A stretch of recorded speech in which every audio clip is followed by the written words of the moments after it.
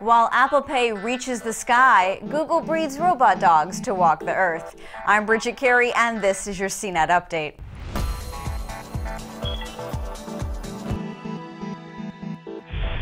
Apple Pay can now be used at 35,000 feet. Starting next week, select JetBlue flights will let passengers pay for items with Apple Pay on an iPhone 6 or 6 Plus smartphone. USA Today reports that Apple Pay can also be used to upgrade your seat.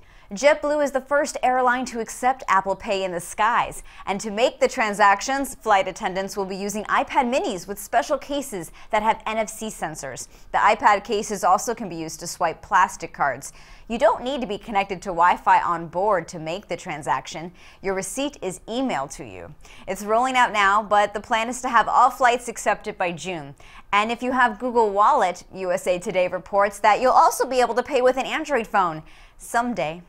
When the Apple Watch comes out in April, you'll also be able to use Apple Pay with a tap of your wrist. The watch will also track your heart rate and fitness activity and even monitor glucose levels. Well, that is if you have a separate blood sugar monitor accessory. The Wall Street Journal reports that the health device company Dexcom is making an app for the Apple Watch that takes the data from its glucose monitor and turns it into a handy graph displayed on the Apple Watch screen.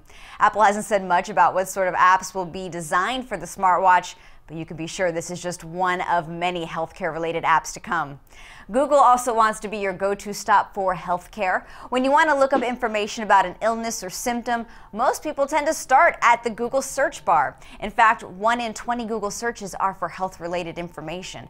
But now when you search for common health conditions or diseases, Google search results will display relevant medical answers, showing symptoms, treatments, and details above the links. Google says the answers that pop up have been checked by medical doctors, but Google isn't your doctor, so you should consult one if you have a medical concern.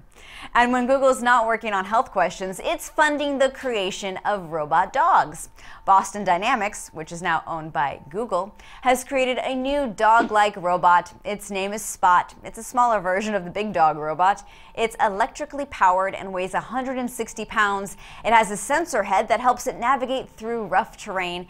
And although the video doesn't make clear how this robot will help our society, we see Spot trot around offices, climb stairs, and if you give it a swift kick in the side, it'll stay upright.